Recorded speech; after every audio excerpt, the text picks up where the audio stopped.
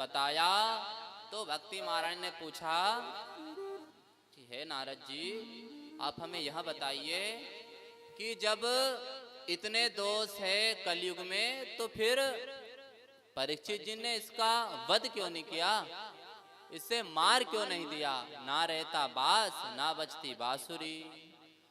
तब नारद जी ने कहा, देखो देवी, बहुत सारे अवगुण है कलयुग में, परंतु एक विशेष गुण है, यत फलम नास्ति तपसा न योगे न समाधिना तत्फलम लभते सम्यक कलौ केशव कीर्तनाथ। नारद जी कह रहे हैं, देखो देवी, जो फल सतयुग में, त्रेता में, द्वापर में जो फल तपस्या योग सिद्धि से प्राप्त होता था, वहां फल कलयुग में केवल कलौ केशव कीर्तनाथ। इतना सिंपल महाराज, इतना सूक्ष्म रूप से बता दिया कि कलौ केशव कीर्तनाथ। कलयुग में केवल भगवान के भजन करने से ही वहां फल प्राप्त हो जाता है, क्योंकि कलियोग केवल नाम आधारा, कलियोग केवल नाम धारा, कलियोग केवल नाम आधारा, कलियोग केवल नाम धारा। सुमीर सुमीरे नर उतरहि पारा, सुमिर सुमिर नर उतरहि पारा। हे देवी, कलयुग तो केवल आधार है कि कलयुग है, भगवान का नाम ही इसमें सब कुछ है। तब नारद जी के वचनों को सुनकर भक्ति महारानी कह रही है, जयति जगति मायाम यस्य काया धवस्ते, वचन रचन मेकम केवलम चाकलय्य, ध्रुव पदमपि यातो यत्कृपातो ध्रुवोऽयं, सकल कुशल पात्रम ब्रह्मपुत्रं नतास्मि, सकल कुशल पात्रम ब्रह्मपुत्रं नतास्मि। नारद जी के वचनों को सुनकर भक्ति महारानी कह रही है कि धन्य है आप, धन्य है आप नारद जी, क्योंकि आपके ही वचनों को सुनकर कयादु जी के पुत्र प्रहलाद जी ने जगत की माया को जीत लिया, ध्रुव जी ने ध्रुपद को प्राप्त कर लिया। ब्रह्मा जी के पुत्र नारद जी, मैं आपको प्रणाम करती हूँ। परंतु हे नारद जी, मेरा दुख तो दूर हो गया, परंतु मेरे पुत्र ज्ञान और वैराग्य अचेतन अवस्था में पड़े हुए हैं, इसलिए आप शीघ्र ही इनके दुख का निवारण कीजिए। नारद जी कह रहे हैं, देखो देवी, एक बात सुनो, जिन भगवान ने द्रौपदी की रक्षा की, गोपियों की रक्षा की, वो भगवान कहीं चले थोड़ी ना गए हैं, वह भगवान अभी यहीं पर है। और धन्य है देवी आप तो, अगर आप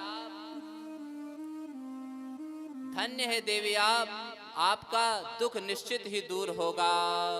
तब नारद जी जो है ज्ञान वैराग्य को जगाने के लिए लग गए कि हे ज्ञान उठो, हे वैराग्य उठो। ज्ञान वैराग्य फिर भी नहीं जगे, तब वेद वेदांत घोषेश्च गीता पाठयेर मुहुर्मुहुः, बोध्यमानो तदा तेन कथंचिच्चोत्थितो बलात्। नारद जी ने महाराज वेद वेदांत गीता सुनाया, परंतु फिर भी ज्ञान वैराग्य नहीं जगे, फिर भी ज्ञान वैराग्य नहीं जगे। अब नारद जी महाराज जो है कि विपदा में आ गए, दुखी हो गए। इसलिए नारद जी ने वेद वेदांत को सुनाया, परंतु ज्ञान वैराग्य की मूर्छा दूर नहीं हुई। ज्ञान वैराग्य की मूर्छा बिल्कुल भी दूर नहीं हुई। तब मैं जा ही रहा था, है नारद जी।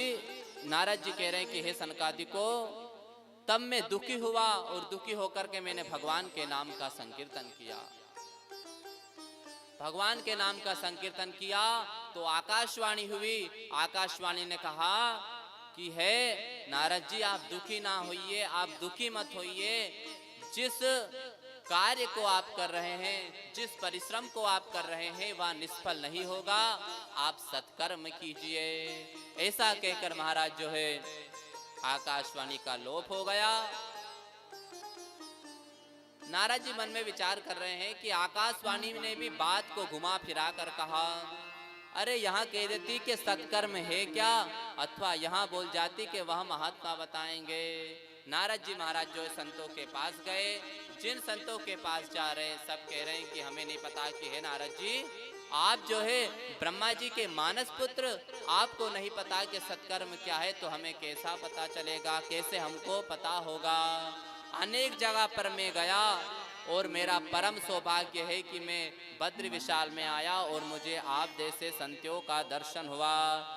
नारद जी कह रहे हैं कि हे सनकादि को, आप हमें यहाँ बताइए कि सत्कर्म है क्या। नारद जी के वचनों को सुनकर सनकादिक कह रहे हैं, माँ चिंताम कुरु देवर्षे हर्षम चित्ते समावह उपायः सुख साध्योत्र वर्तते पूर्व एव ही। सनकादिक कह रहे हैं कि नारद जी, पहले तो आप चिंता को छोड़ दीजिए और जिस उपाय को आप खोज रहे हैं वहां तो पहले से ही विद्यमान है। कौन सा सत्कर्म है कि श्रीमद् भागवतालापः सतुगीता शुकादिभिः। कहे नारद जी, वहां तो श्रीमद् भागवत जी की कथा ही है।